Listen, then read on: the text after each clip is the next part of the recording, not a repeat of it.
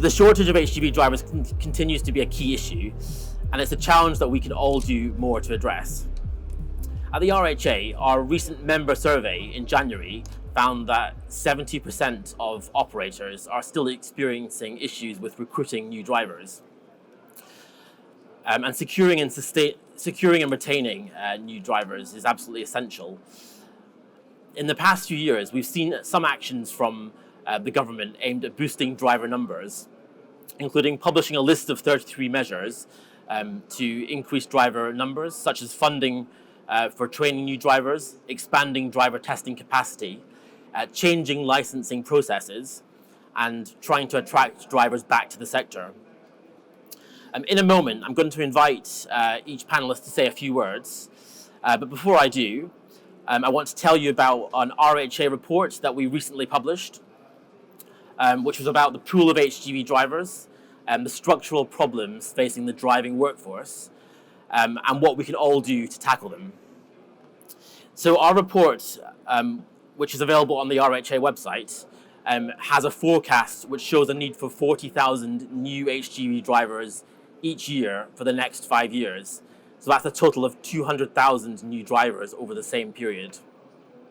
To achieve this, we need DVSA to ensure that there are at least 70,000 driving test slots available to meet the demand. Our report examines the current driving workforce, its demographics, the impact of the current economic climate, and future freight volume indicators such as GDP estimates, retail sale volumes, manufacturing output, construction, and imports and exports. It also covers how many new drivers are entering the industry, expected retirements and workforce exits, and the impact of economic trends on demand. With the new government's focus on house building and their target to build 1.5 million houses over the next 5 years, increasing the driver pool will be absolutely essential to meet that target. The report also examines the number of active and inactive drivers and how that's changed over the last decade. At the moment, there are 684,000 active drivers based on the number of driver qualification card holders. The DQC number gives the most accurate measure for the number of drivers. Too often, governments and regulators use the Office for National Statistic figures of around 300,000, which are very inaccurate. And in order to have accurate forecasts and planning, we have to use the DQC number. So this is our unique forecasting model, which you can read more about in our report. Based on these calculations, the table shows the number of driving tests required and the resultant passes per annum to achieve the number of drivers that we need to meet economic demand. It also shows the number of retiring drivers from 65 plus and 60 to 64. So what needs to be done to try and ensure we have the driver numbers that we need? First of all, we need greater flexibility on things like the apprenticeship levy. So the new growth and skills levy will be absolutely key in ensuring that happens. We need to maintain funding on key driver training schemes, such as the HGV Driver Skills Bootcamp. And we need to prioritize vocational testing capacity, as DVSA have been doing. We also need to continue funding on things like the HGV Facilities Grant Scheme to improve and upgrade facilities and truck stops across the country.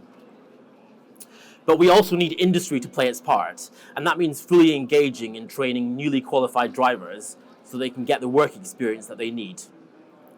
And also more industry collaboration at a local level with schools and colleges to showcase what the industry has to offer and the range of careers.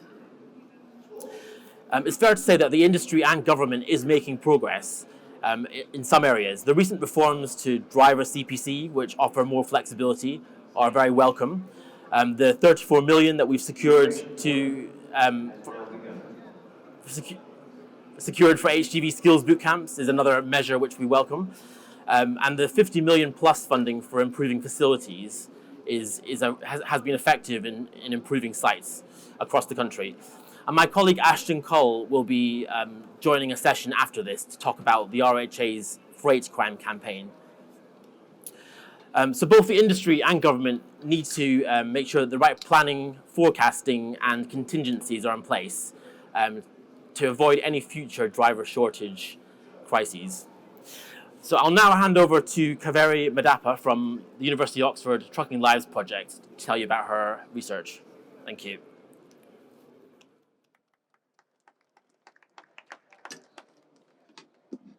Thanks, Declan.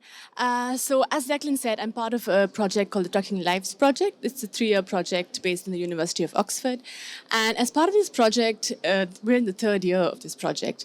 And so far, we've done a variety of research using a lot of research methods, quantitative and qualitative, with different groups of drivers. So today, what I'm going to be talking about in the next few minutes is our study with new entrants to the HGV driving sector. So we did interviews, repeat interviews with about 27 research participants. I'm not going to spend too much time going over age, etc., because you can see it here and because we're short of time.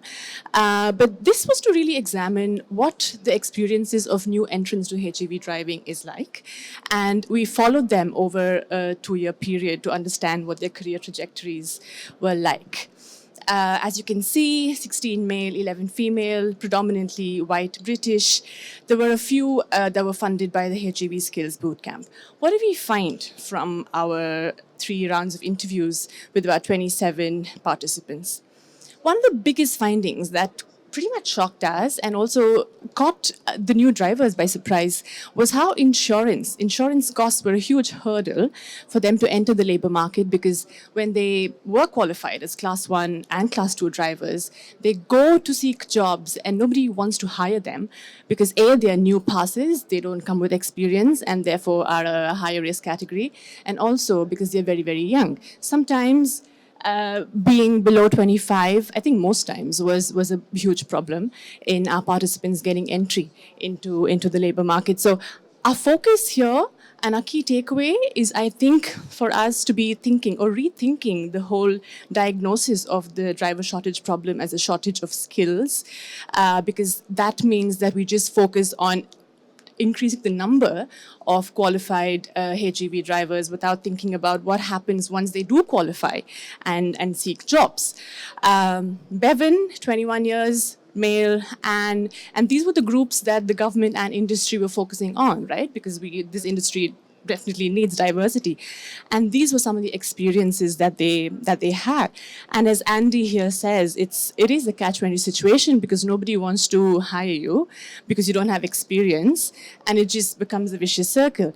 We are aware that certain extremely large companies can self-insure, and that means that they don't have these conditions laid down by their insurance providers that limit them from hiring new passes or hiring very young drivers. But again, we all know that these large companies form 0.1% of the road freight industry in the UK. So what then happens to the 99.9% of the companies who do provide, or our new drivers then, well, just go to these 99.9% micro, small, and medium companies, because except for one of our participants, nobody had been hired by a large company. So what then happens to our participants? So a predominant response that we heard when we asked about what did you do then is the willingness to do any job and almost self-precarization in the sense of embracing very, very poor quality jobs. One of our interview questions, was the expectations from a job in terms of salary and conditions. And what Anthony says, I'm not really thinking about anything, I'm happy to take any job, was a recurrent remark that we heard, which then meant that new drivers were, they were fed a lot of promises, right? So this was in the back of the driver shortage, a lot of policy and industry and media reporting about how well this industry pays, etc. But even till today, after 2 years of following them, the highest per hour rate that our participant has is £14, with a majority earning between that range, even now after 2 years of experience almost. So a lot of them also, this also means that a lot of them have to endure informal working conditions, being paid in cash, not being on the books, having very opaque entitlements in terms of holidays, pension.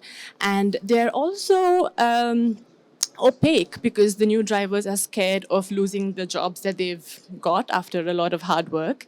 And the new drivers are also very aware of their extremely poor bargaining skills in the labor market being pretty much the bottom of the hierarchy. So a lot of young drivers and new drivers then rely on agencies with 0-hour contracts to enter the HGV driving industry. And this also means that they're also exposed to a lot of risks and physical vulnerabilities because it's the new drivers and the new passes who get pretty much the worst kit. And again, going back to their low bargaining power and the fear of losing that job that they've got after a long time of being unemployed means that they endure all these risks. 50 to 70-hour work weeks were also very, very common. I'm not going to go too much into this table because of the lack of time, but suffice to say that I put this table in as a provocation to make, I don't know, to maybe inspire us all to rethink the whole car to class 1 route because, yeah, a lot of, again, promises through the car to class 1 route, but when you see this table, it just shows how a majority of them don't get a class 1 job. They start off driving vans, 7.5 tons, class 2, and so there's that much more disappointment and frustration and sort of, feeling cheated, as one respondent memorably put it, which means that we're probably expediting the speed with which they exit the industry as well, being very clear in the number of class 1 drivers who quit the HGV driving industry altogether in less than 2 years. Just finally, key takeaways. Retention, we think, has to be the focus. I know Declan mentioned about, we need so many qualified personnel. Of course we do. But when the problem is just diagnosed or misdiagnosed as a shortage of skill, what happens is that retention takes a backseat. And as of today, because this conference coincided with the last round of interviews with our participants, this number has gone up to 7. And we've had 24 people who've been with us over the last 2 years. And with this number being 7 and this being 8, that's 8 out of 24 people who've already left the industry in less than 2 years. 2 have switched to part-time work because they tried doing full-time work and these full-time hours were just unmanageable for their mental health and their social life. And as Sarah says, it's the only sustainable way to do this job. Insurance cover, we think this is something that is not spoken about when we talk about the driver shortage and what to do to resolve the driver shortage. There are a lot of people who are entering the industry and who are not finding the jobs that they want and whose labor is not valued. So I think if the government and industry are actually serious about attracting a younger workforce and a more diverse workforce, insurance has to be spoken about. Reevaluate the training program. This was something that came out unanimously from all our participants, that the practical training driving program that they receive is absolutely below par. Even till today, the reversing test is a very simple S maneuver, which bears absolutely no resemblance to actual HGV reversing. So training program has to be strengthened. And then to just end with something a bit more positive, one participant out of the 27, he was on a tailor-made, very, very short apprenticeship program, got excellent hand-holding and mentoring throughout his first 3 months in his job, together with a secure job at the end of his passing the Class 1 qualification. And he happens to be the only truly satisfied and happy new entrant amongst our respondents. So that's something that I think we really need to focus on. Industry, government, and training schools especially coming together to think about better ways to equip our new drivers and to make retention key instead of just focusing on enhancing the supply of qualified drivers. Thank you. I pass it on to Paul now. So yeah, I thought that was really quite sad, quite shocking really. I think if there's any of those drivers that are keen to stay in the industry, we'll take them. So as far as XPO is concerned, so we're £850 odd million company in the UK. We are around about 3,000 drivers. We've got excellent support as far as recruitment and retention is concerned. We've got central office functions, learning and development teams, driver trainers, all sorts of things. So it's all easy for us, right? No, it's not at all. And I think the reason it's not at all is I think the driver shortage still remains.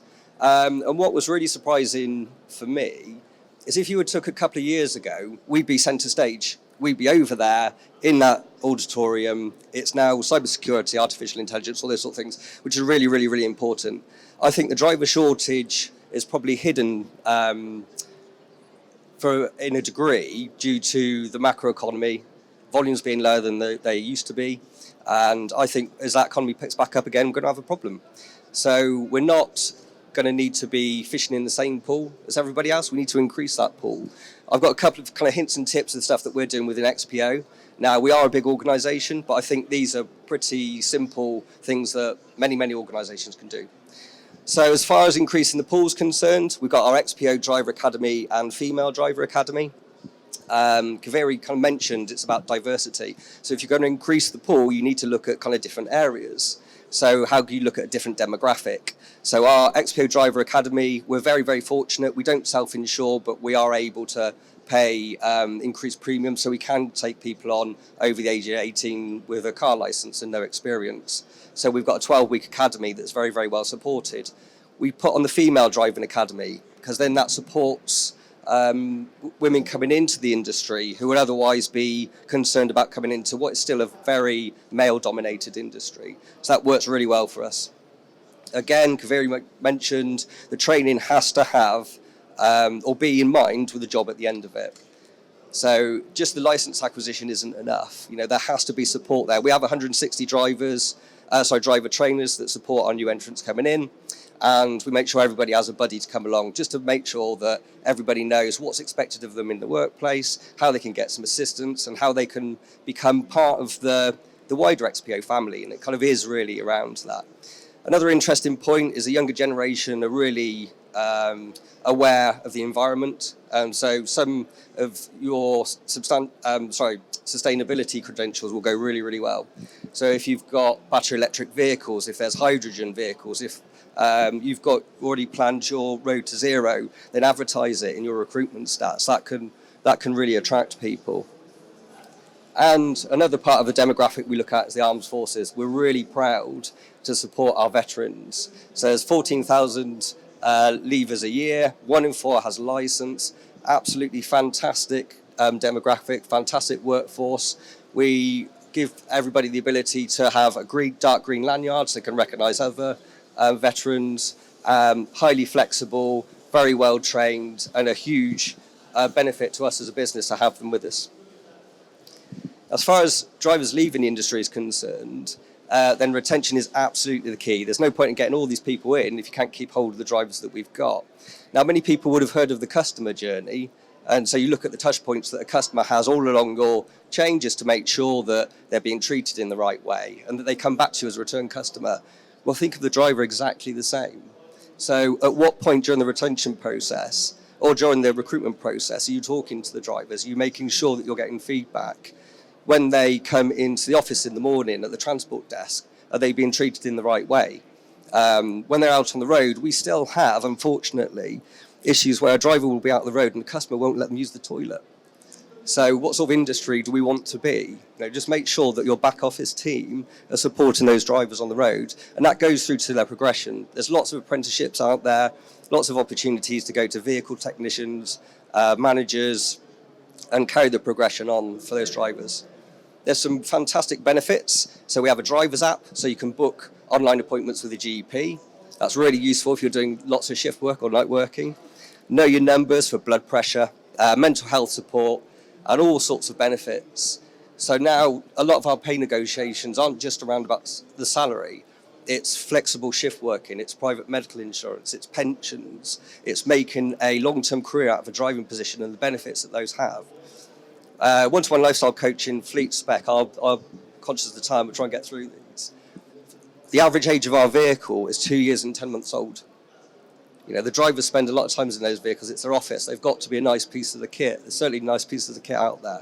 Fridges, microwaves, all those sort of things, they don't cost that much more.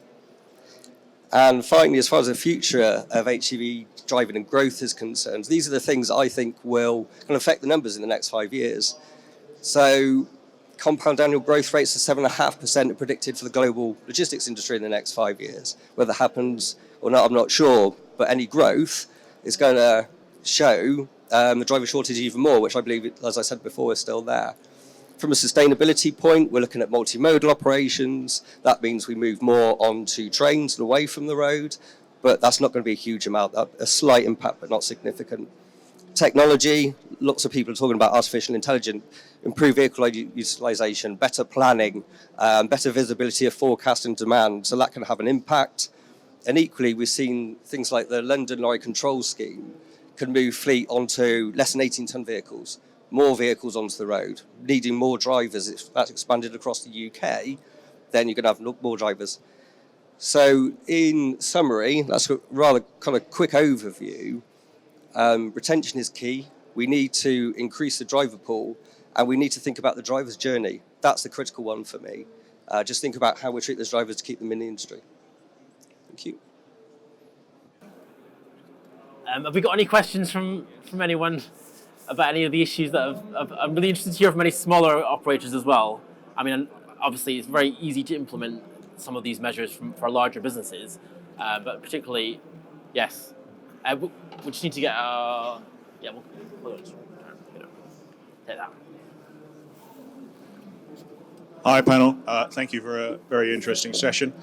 Just in terms of XPO, Paul, for decarbonisation and moving the fleet towards, say, electric vehicles, are you seeing that that's likely to attract more of the younger generation? I think it's an important thing that will attract the young generation, yeah, absolutely. So I think we're finding that the younger generation are more sustainability aware. I think the new pieces of kit that are coming through are fantastic to drive. They're amazing workspaces, so it's certainly something that can help. Yeah. Just in regards to that optimising vehicle utilisation, are you concerned about trying to find that fine balance between flogging drivers to get the maximum benefit you can out of them for the business against trying to make sure you keep the drivers happy? How are you trying to create that balance today? I think it's probably the opposite. I think it's probably more beneficial to the driver if you give them a more realistic routing plan that's where you're aware of predicted vehicle congestion, where you can look at road speeds at very specific points in the journey, and you can plan better. It takes some of the pressure off the driver and reduces in any failed loads and those sort of things. So I think there's an opportunity to support the drivers. And I think that's the whole ethos of any of this, whether it's technology, whether it's benefits, whether it's the culture of the workplace. We need to recognise that without the drivers, we're not going anywhere. And I know the Trucking Lives project have done quite a bit of work around software and kind of how software dictates work patterns. Is there anything you could say about that work and what it's shown and what the findings might be and learnings might be? That piece of work has just begun, actually. So we don't have our findings out yet. But we are talking to drivers who have been, telematics is a big thing, who've been monitored and surveilled, and they do feel like it is very intrusive, and it just also makes them feel like they are not trusted, which is perhaps not very good for the relationship they have with their company. So that's what I can say as of now, because that research is ongoing. I'll just add to that. I think a lot of that is around the implementation of technology rather than technology itself. So if you see that it's a driver aid, so an inward-facing camera to help a driver if they're unaware they've got sleep apnea and micronapping, for example, and that's used as a tool to support rather than a tool to discipline. Kaveri's 100% right. The technology is fantastic to use. It's not often implemented in the way it should be. You mentioned flexible working in your presentation. Yeah. That word is the bane of my life. We have 112 drivers, and within that group of 112 drivers, we've got 16 or 17 shift patterns, and that's still not enough. We've got people coming in who want to work. You know, if they had their way, we'd have 112 different shift patterns, and our customers wouldn't get their goods. So, how flexible is your flexible working, and how flexible does it need to be to attract the right drivers in? I think it's a lot easier in larger operations because you've got a lot more to play with. We're certainly looking at artificial intelligence to support resource planning, so that where we can offer a lot more flexible shifts because we know what the demand is a lot earlier on, and we can provide those forecasts to the customers, and then you can work with kind of the ideal mix of a real flexible driving workforce with the support of agency, potentially subcontraction there afterwards. And there's even the opportunity to look at, I don't know, if you were to plot on a 3D model your days of the week, your departure time, and your number of drivers required, you'll probably have quite a nice block where drivers are always required, and they can be really nice 4 on 4 off shift patterns. And then there's above that, there's probably an any 4 or 5 from 7, and then above that there's the odd peaks and troughs that may be agency or maybe part-time drivers, and so pay for that flexibility.